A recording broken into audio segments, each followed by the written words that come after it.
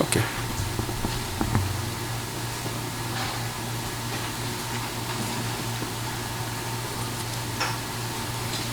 Start us off with 1 Thessalonians, 5th chapter, the 14th verse.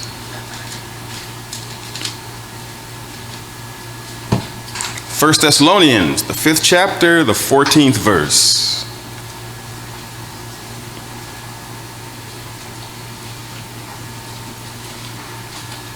Now, we exhort you, brothers, warn those who are unruly, comfort the faint-hearted,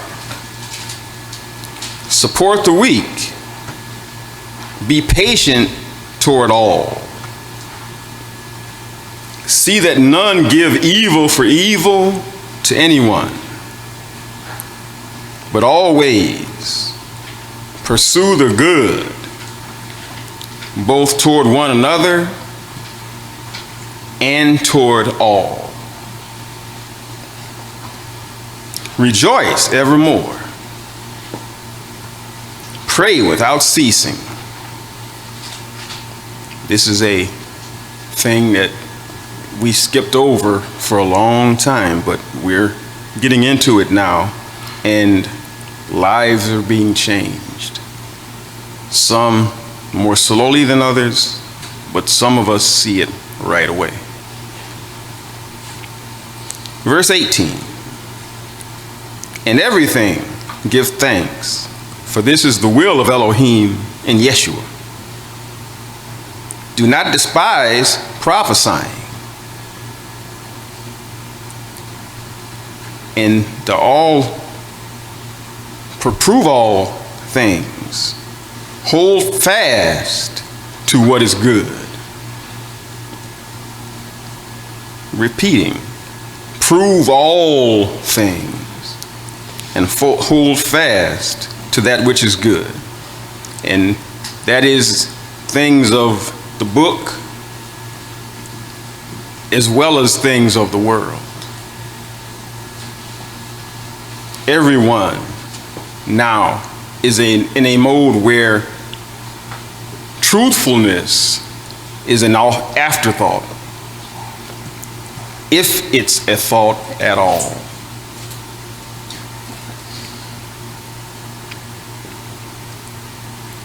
The Apostle Paul was constantly warning the new converts wherever he found them. And he usually found them in areas of the world where sin and apostasy were rampant, and fear and disillusionment were the order of the day. That sounds like the world right now, doesn't it? Unfortunately. These were generally the places where Paul was sent. Corinth, Ephesus, Rome, Thessalonica. All of these were places where the newly established churches of Yeshua found themselves. And these places were where the newly established churches were, but these places found themselves surrounded on all sides by a society where paganism and unbelief were the rule, and faith was the exception. We try to pretend that isn't so today, but that is essentially the state of faith in the world right now as well. As a result, we can learn much from the epistles of Paul. He was given the hard road in terms of ministry for reasons that you all don't know, perhaps. Because his background, he knew them all too well. Yet he gave them the tools of faith and tried to keep encouraging them. Yet these scriptures still hold true for us today. We live in a world of extreme deception. It is all around us. It is in our newspapers, especially coming through our television sets. A plague is among us. The clear cure is right under our noses. They haven't said a word about it. Ivermectin. I said it. I'll pay for that later, but I said it.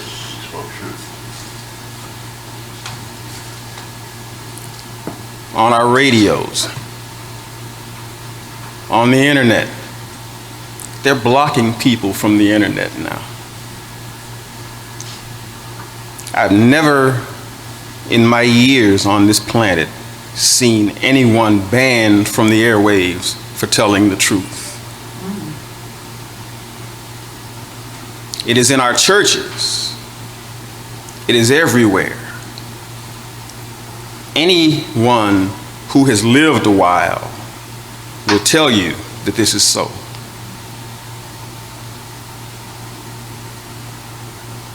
And it only promises to get worse. It is time to stop telling people that they will survive this without being touched by it. We're being touched by it as we sit here. I know we don't like to hear this, but these things are true. The world can lie all they want to, but I think it best that the ministry of Elohim be willing to tell the truth. About the word of Elohim, at least.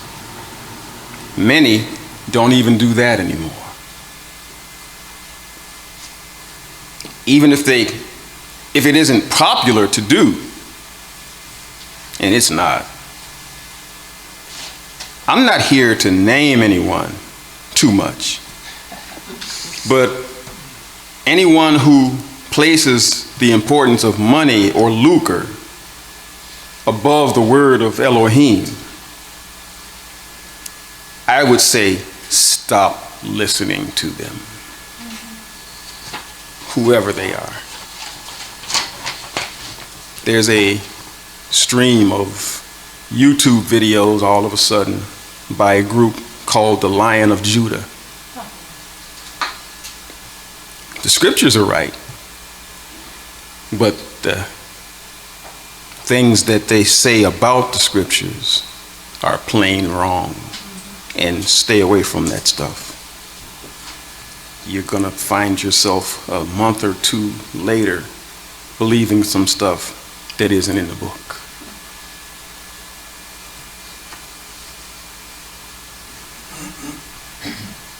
Isaiah was such a prophet in his day. One of those who told the truth, I'm talking about. He was calling out Judah and Jerusalem back in the day, and they hated him for it. Yet, he told the truth. Continuing in Isaiah, the 3rd chapter, the 8th verse.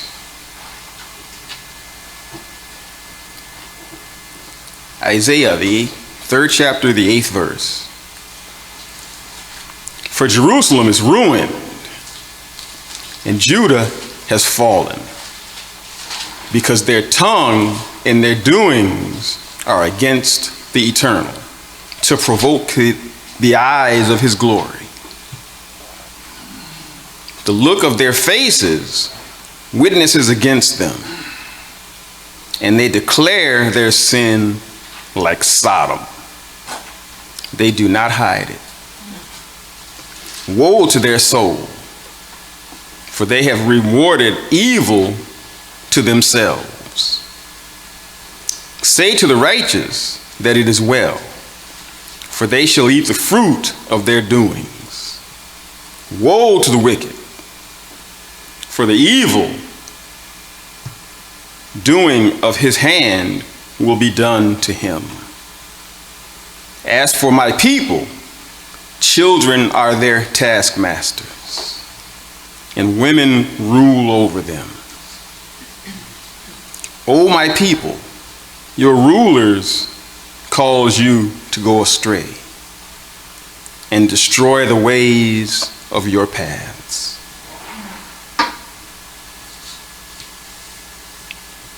I give a title? No. It is, you can run, but you can't hide. You can run, but you can't hide. Now, I'm sure that by now you are probably wondering if Isaiah was prophesying from the gates of Jerusalem, or if he had a bullhorn in Times Square, or perhaps Grant Park. It seems that he had seen the same things back then that Paul saw in his day, and more so that we are seeing now, and worse. Children are our taskmasters. Now, I say this initially about the teens in the streets of Chicago with their guns, fostering fear in the neighborhoods. But it surely didn't start there. Over the years, I have seen children in department stores demanding that their parents purchase toys or games for them. And the parents do it, partly out of guilt for leaving the children with daycare workers all day, and partly because they simply don't want to deal with the tantrum that is sure to come if they should say no. And I say, as a parent, sometimes you got to say no anyway.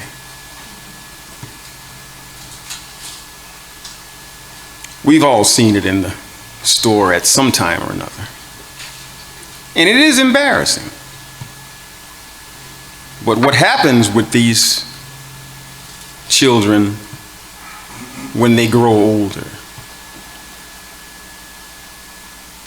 if nothing happens to them as children? They grow older and find that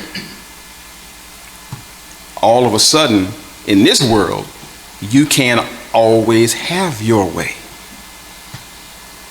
How many times over the years have we heard of teens and girl and boyfriends murdering their parents and emptying out their bank accounts? Those boys out in California aren't the only ones. I hear it a couple of times a year, locally out here. And always the same thing happens. They live in the house, and the police come along one day and to pull them out, and they're surprised by that.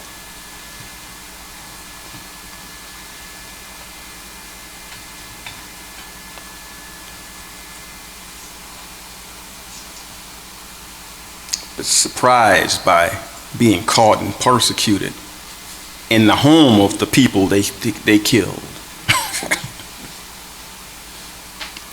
All of these things are related.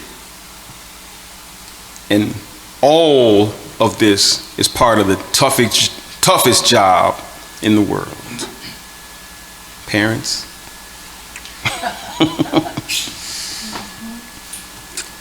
all the parents, raise your hands. It's the toughest job in the world. And the worst paid.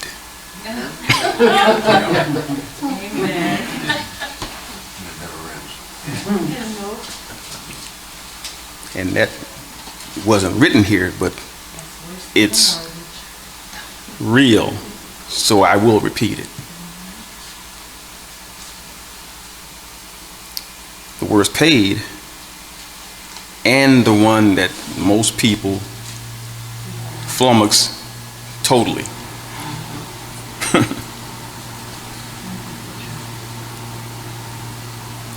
But they grow up, and you have to deal with the continuation of their rebelliousness as they come into the workforce, causing problems. I have heard so many people complain about the younger workers who come in and are constantly reprimanded for being lazy or constantly texting on their phones while at work. Many jobs don't allow personal phones on the work floor during work hours anymore because the kids don't know how to restrain themselves enough to not use them while they're supposed to be working.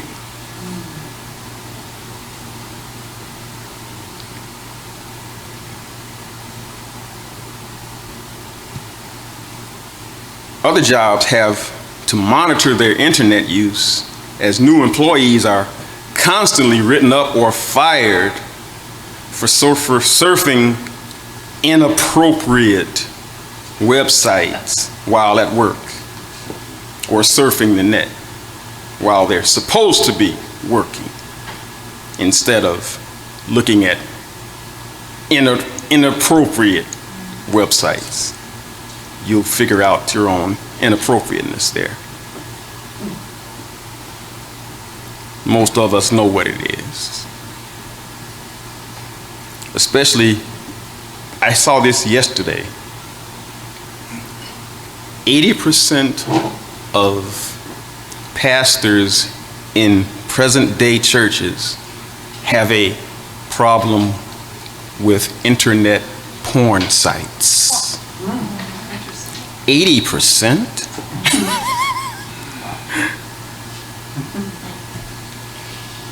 80%. And that's probably exaggeration on some point, but reverse. Some of them didn't confess. But the other end of this is where we see the other part of the prophecy writ large. As we see that most hiring and firing phases on the modern workforce is done by what percentage of the present workforce in HR is female? Anybody? 75%. 75%.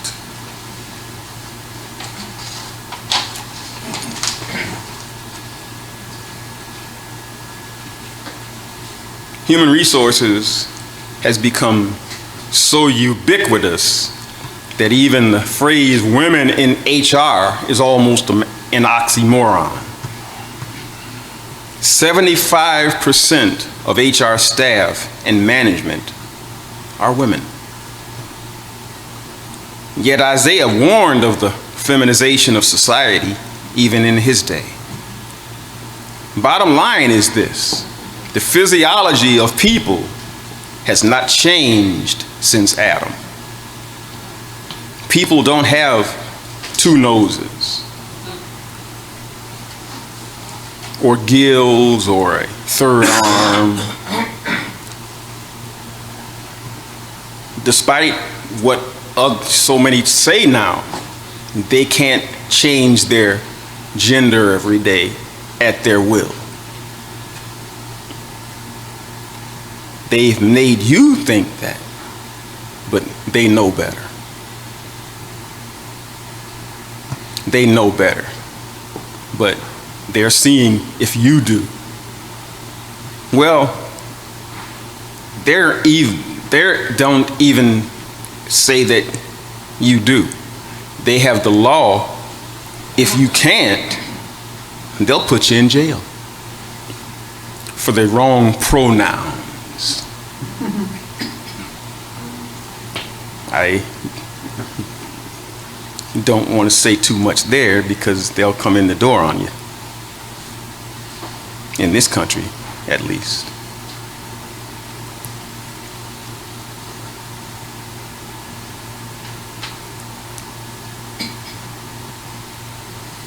The physiology of people, as I said, has not changed since Adam.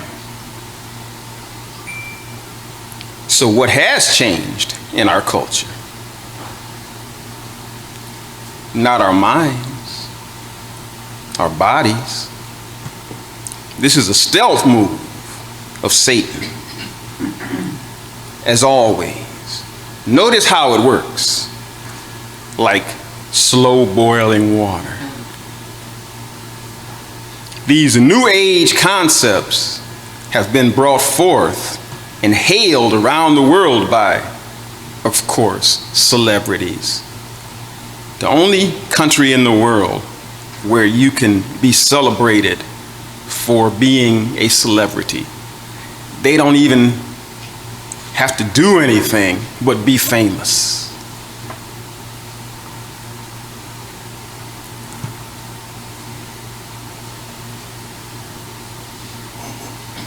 To be hailed around the world as a famous person for some reason. You dig deep enough, the reasons aren't even nameable in some places by anybody that has any morals anyway. Politicians and regular people who don't see the long-term negative implications of this stuff clearly enough. Marilyn Ferguson, in her book, The Aquarian Conspiracy, there's not a conspiracy. There's no conspiracy in the world today. But her book is titled The Aquarian Conspiracy. He has conspiracies. He can have conspiracies. The book says plainly, listen to this. Some of it you have heard before. For new ideas to replace the old ones, we must disregard the old and only embrace the new. Follow this closely. We have come to identify this by what we call it the paradigm shift.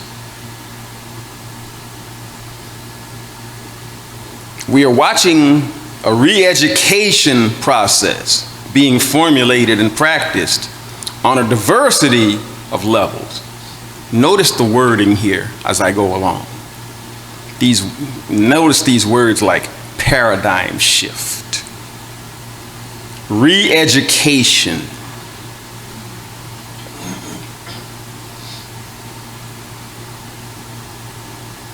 and these things are practiced on a diversity of levels. There is a new thing happening. Don't miss this, global community is being shaped. What's the great global community called in the Bible? Anybody know?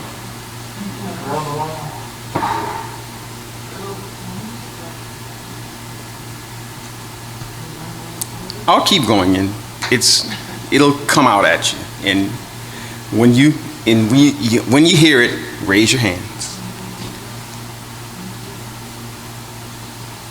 There is a new thing happening. A global community is being shaped, where there are no moral absolutes. And it is therefore prejudice to suggest that anyone's point of view might be wrong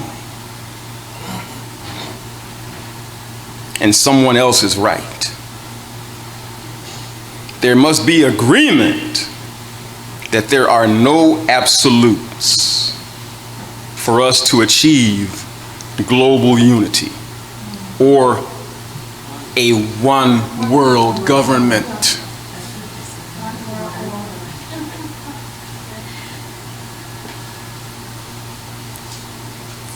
If I'm going to get in trouble, I'm going to get in big trouble.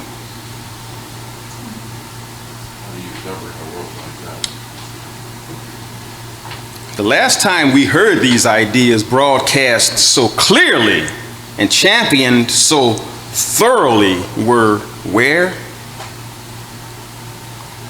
In the church. But which one, though? I heard it in the ideas brought forth for the genesis of Rick Warren's purpose-driven series of books. Many churches have used these books in an attempt to build up and enlarge themselves into mega churches. They try to, and have in the interim time abandoned the root principles of the Bible, the law, the 10 Commandments, obedience to Elohim and his way, and a respect for the elders of the church as they follow its eternal principles.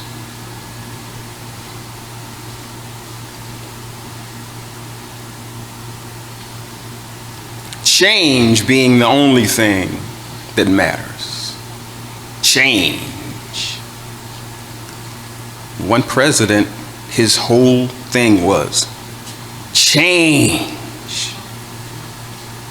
And his has risen precipitously ever since. I met him at the neighborhood club years ago, and he was in an old 60-something, I think it was a Nova. Rusted out, the whole deal. That thing he's got now isn't rusted out.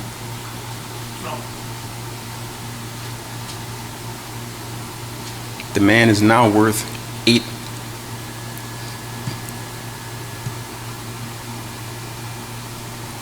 $8 million.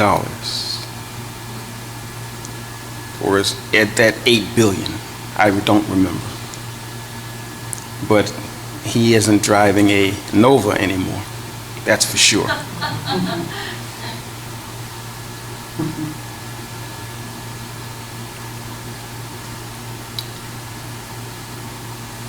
Change being the only thing that matters.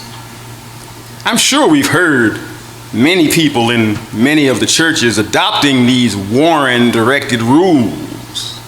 And these churches have lost most of their long-term leadership, and members have been led by a group of members, new members, who have no respect or belief in the historic principles of Elohim's church or his law.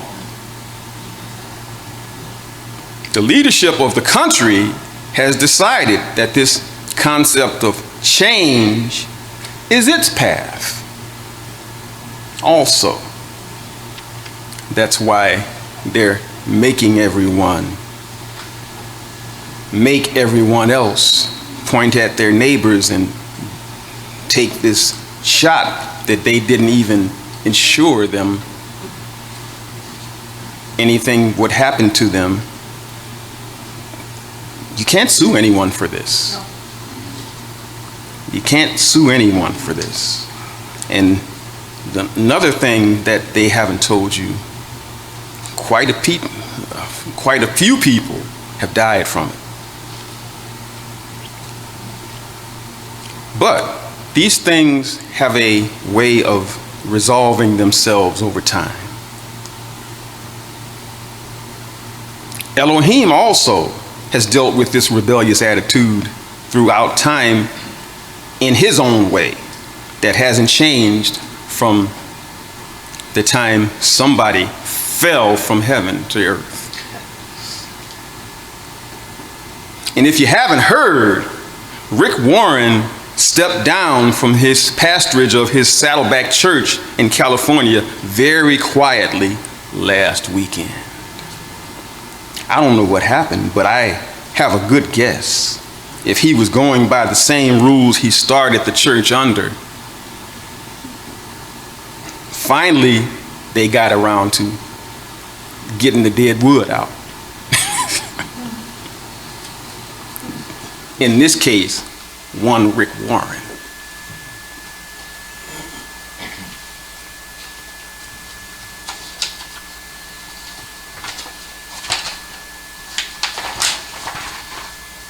Elohim, on the other hand, has dealt with this rebellious attitude throughout time in the same way. No changes were needed. He destroyed the rebels or allowed them to be caught up in their own folly.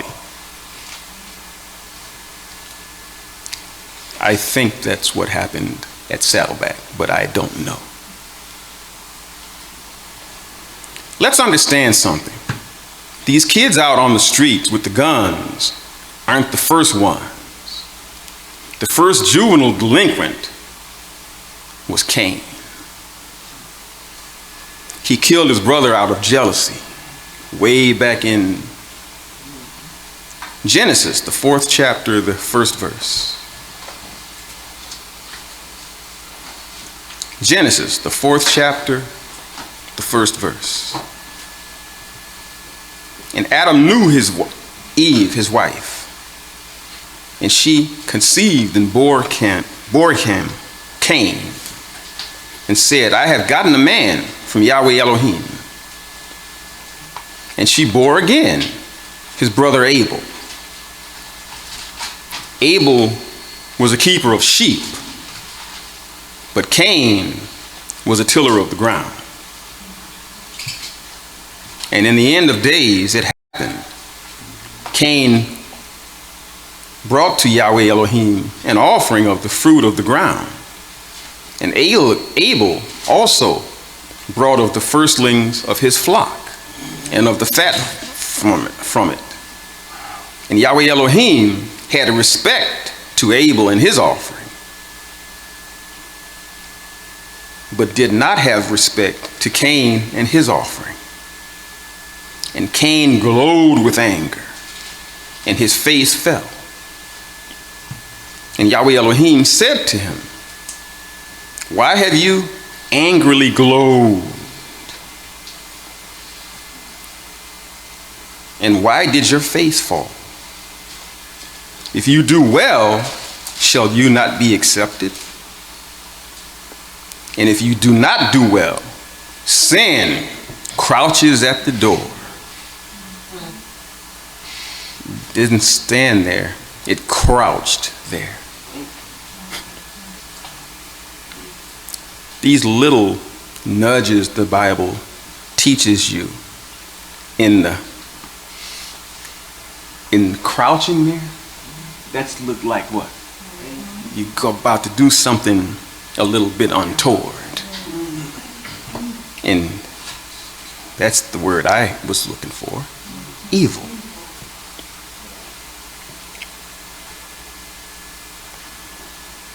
And if you do not do well, sin crouches at the door, and its desire is for you.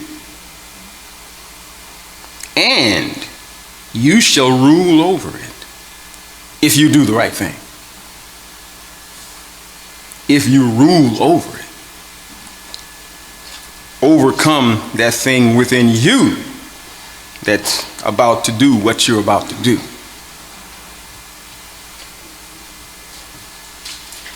And it happened when they were in the field, Cain rose up against his brother Abel and killed him.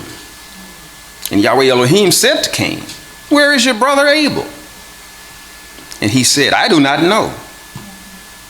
Am I my brother's keeper?" And he said, "What have you done?" Any good lawyer, before they ask the question, knows the answer already.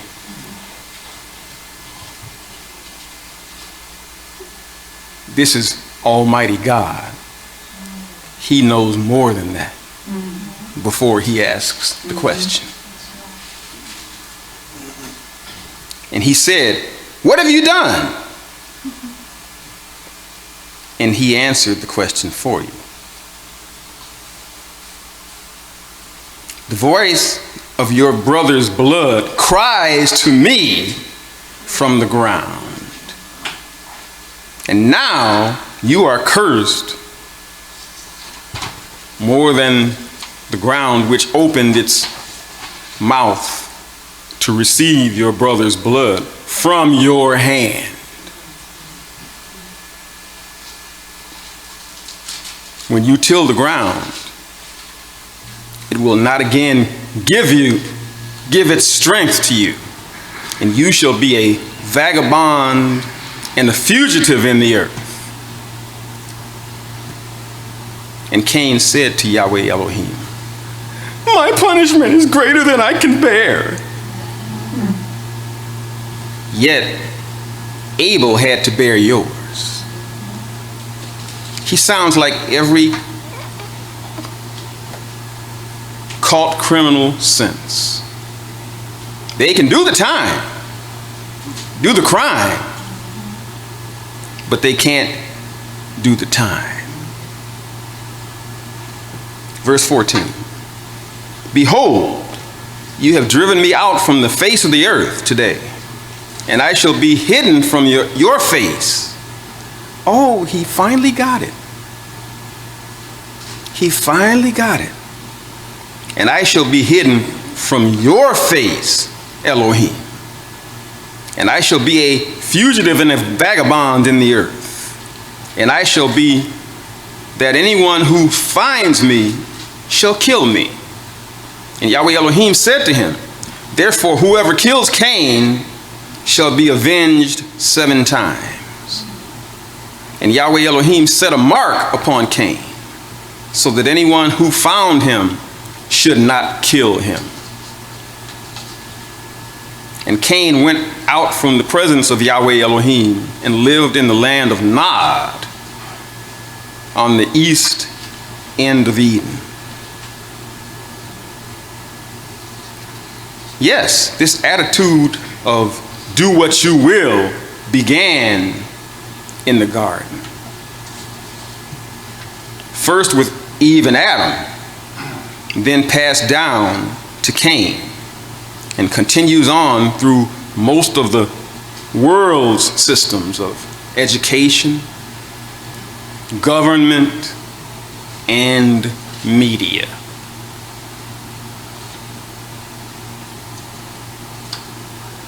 Yes, most problems we have now began in the garden, but are now part of the cultural imperative imposed upon us by Madison Avenue advertisers, who by polling have determined that most of the money spent in the home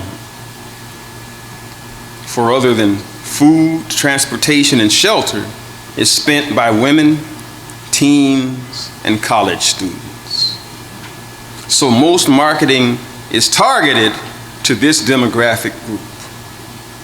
with the exception of the scare tactics of round-the-clock selling of death benefit insurance, additions to your Social Security check.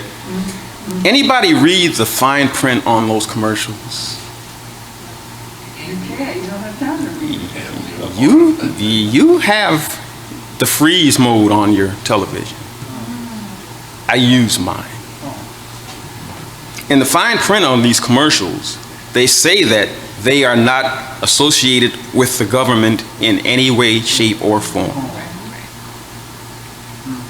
If this is so, how did they get their hands on your information attached to your Social Security account? Some fool says, I get mine free.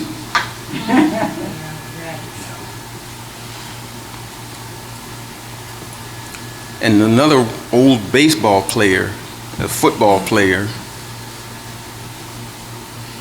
call this number. If that number has access to your account and can do something to your account to enlarge it or shrink it, they got their hands on it somehow. And the only persons that could have given it to them are your congressmen and your president in the form of some kind of bill. Haven't heard about it though, have you? Another lie. Things that make you go,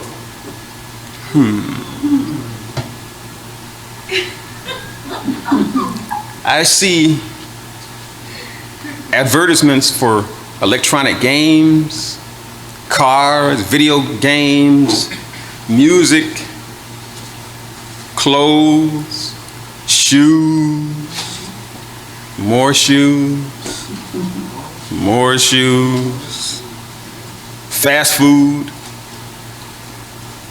and anything that claims to help you lose weight without actually exercising much or cutting back on any food, fast food, shoes, more shoes, more shoes, clothing, music, video games, or electronic gadgets. Forget about the electronic gadgets going anywhere, but every kid has a gadget handed to them 5 minutes outside the womb. They call them electronic babysitters nowadays. They are everywhere. Materialism brought on by brainwashing. But the real problem is found in the fact that it says, "In God we trust," on the dollar. And they have the nerve to make that a large G. In God we trust. But most Americans only recognize God in the things that they buy with that dollar. Yet we claim we are a country with roots in Elohim, or as we call them, small g, O-D. We broadcast this message to the world in that slick Madison Avenue style. Yet, don't you dare try to organize a Bible study in a public school, especially not if you ask the school to fund it.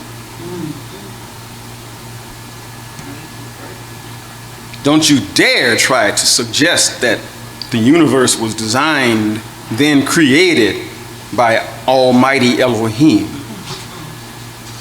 Then you'll be thrown out. But we can't continue to claim that our country was founded by allegedly Christian founding fathers, basing them on a constitution that formulated on biblical principles established by Yahweh, then continue to broadcast sin to the world 7 days a week, 24 hours a day. About 2 channels now, about 4 o'clock in the morning, play the Pledge of Allegiance or something like that. The rest of that time, non-stop ads. Even those offensive ads about adding to your Social Security, they find them on television.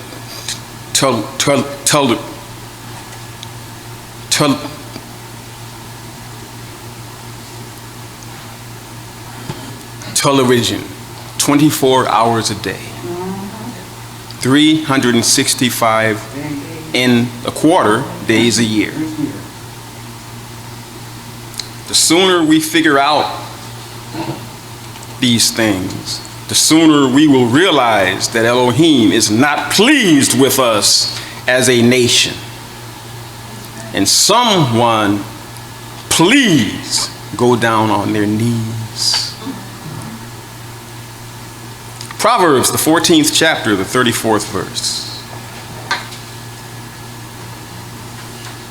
Proverbs, the 14th chapter, the 34th verse. Righteousness lifts up a nation, but sin is a shame to any people. Sin is a shame to any people. And it is the reason that we are in the shape that we are in as a nation. So long as we proclaim to be one nation under God, we had better be more prudent in realizing that what we do in the eyes of the world is done in His name.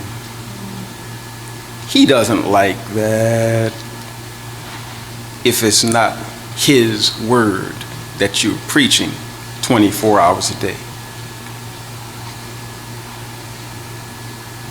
We are embroiled in a worldwide panic of our own device, the roots of which are unclear in any clear way.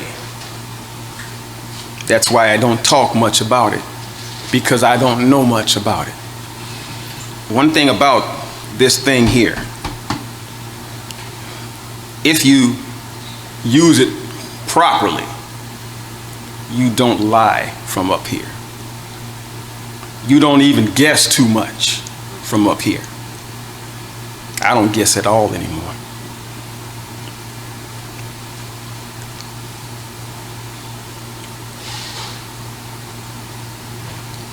Again, we are embroiled in a worldwide panic of our own device, the roots of which are unclear, are unknown in any clear way.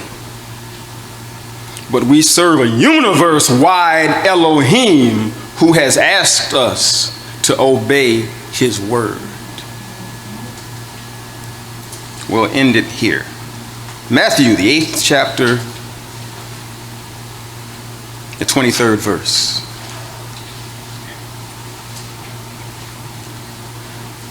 Matthew, the 8th chapter, the 23rd verse.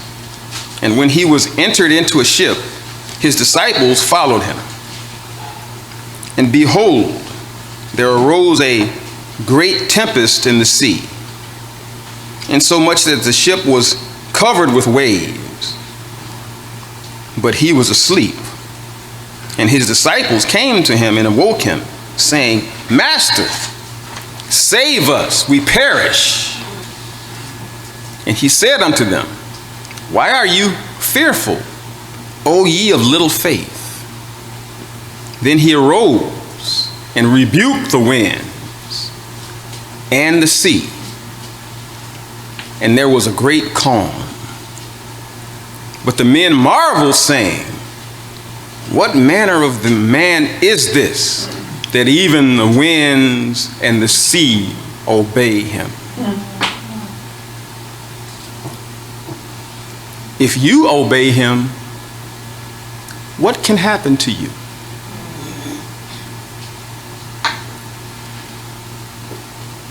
That's the big if, though. If you obey him, all of his commandments and his holy days. Any questions?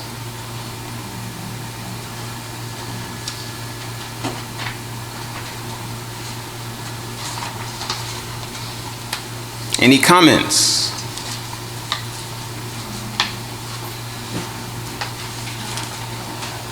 You mentioned Yes. ER. Mm-hmm. People, my wife was in that. Mm-hmm. And I just heard a comment the other day that PR people, they give for industry, they give certain tests on a regular basis. Mm-hmm. Said after they got the vaccination, people are failing the test. They can't find any fresh people to put in there anymore. Wow. Because they require the vaccine. Yep. And they're failing. They said their minds are slowed down. He said he first noticed it at the fast food places. It's not coming through as fast as it used to. The kids are having to go back to read the prescription or the recipe Mhm. for how to make this stuff, how to put the sandwich together right. You know, they can't remember it. Mm-hmm. Now that may wear off again. We hope. Yep. But for industry, they're stuck. I mean, Mm-hmm. A lot of, I don't know whether anybody's noticed it, but CBS cannot keep a meteorologist for a couple of months at least. They have rotated since, what's her name, Megan Galerios, I think. And she moved, and when she moved, she quit where she moved. Some people have a conscience within this thing. And once you get a conscience, they remove you from the airwaves.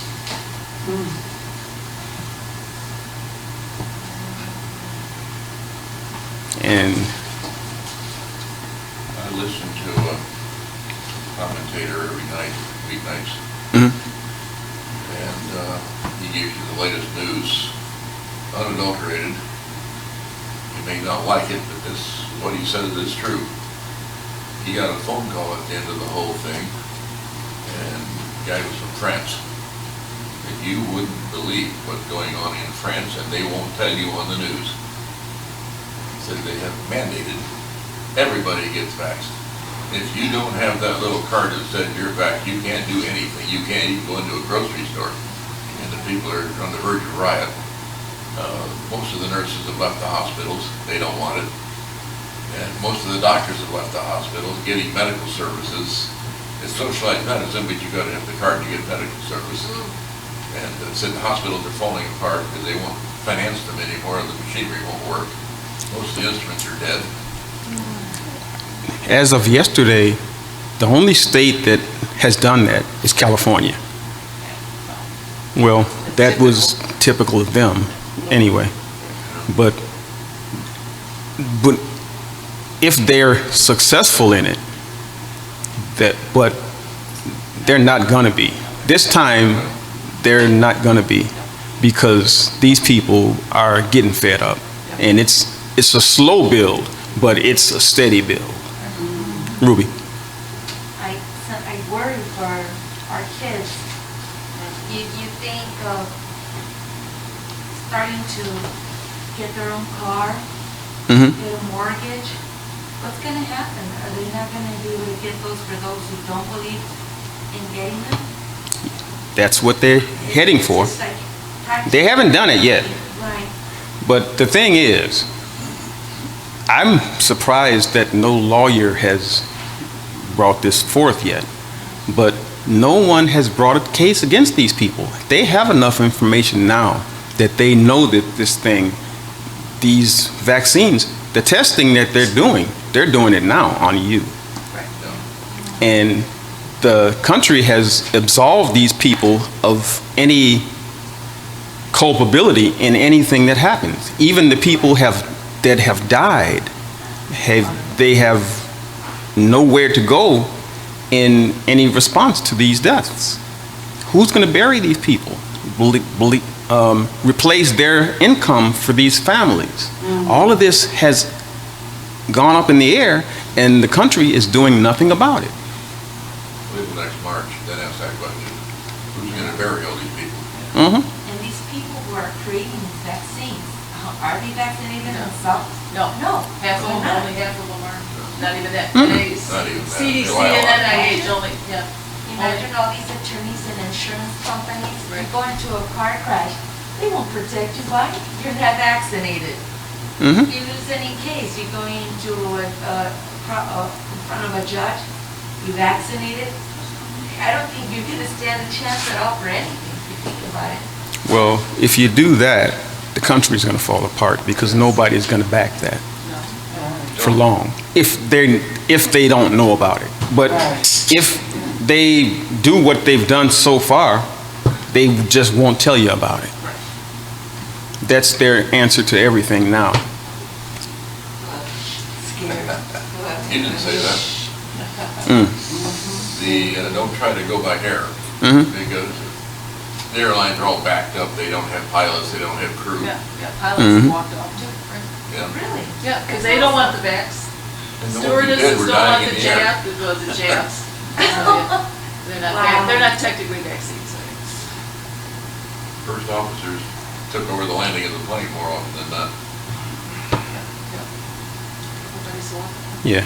Nobody says anything about this stuff because the only thing that they want before our eyes at this point is that jab in the arm. Nothing else. Because that's where their money is. Yeah, it's all about Most of money. the money made off of these vaccines is made by either of two people, Anthony Fauci and Bill Gates. Yep. He had it for years. Mhm. Pandemic. A few years ago, they ran a test with animals on that type of vaccine. Mhm. And they all died? And, 100% died. Oh, okay.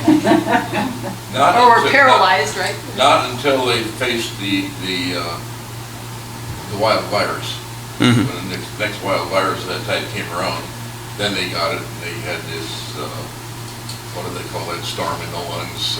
Cytokine storm. Yeah, cytokine storm. Filled up with mucus and died. They died. Wow. Wow, that's so sad. So I said, I know what happened to the animal tests on this stuff. I'm not taking it.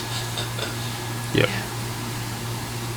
Any more comments or Sherry? Pastor Curtis, that's why, in the word it says that we must continue to trust and obey Mm-hmm. and Yeshua in all things. We have to continue to trust and obey in obedience and lean onto Him and not unto our own understanding. And He shall guide and direct our footsteps. We have to believe and trust in our Father. When everything is falling down around us, we still have to trust Him. Yes. And believe Him no matter what. Mm-hmm. We see it crumbling all around us. Mm-hmm. It is doing that, and it's of our own device. The only way that I could, there is no way I could, I won't even say that. The only person I trust now, the Father and the Son. No one else.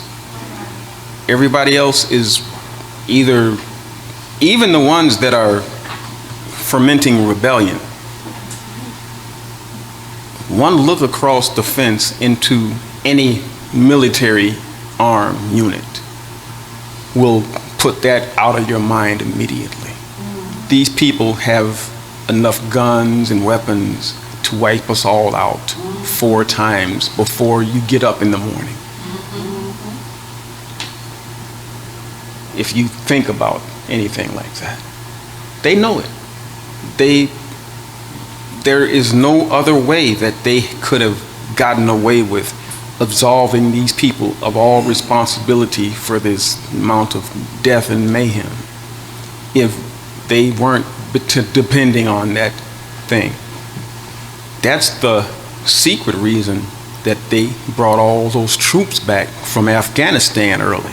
They would need them here if we stupidly rebelled against them. There is something going on in the military. Yeah, they're rebelling too. They're stocking things where they normally didn't stock anything before. Hawaii is being overloaded with armaments and materials, and they're not talking about it. They never talk about that stuff anyway. Even in good times, they didn't talk about that stuff. They knew about Pearl Harbor before it happened. Yeah. And it didn't leak out until years later that they knew it was coming, and they provoked it. And all of this stuff and a lot more will be in the official history books. His story books. Yeah. His story books. Say it again. His story books. There will be far different what we learned here. And that's the ones that I'm waiting for. And in order to get there, I must be obedient and ask all of you to obedience as well. Not to me, but to him. Any more? Cut it before they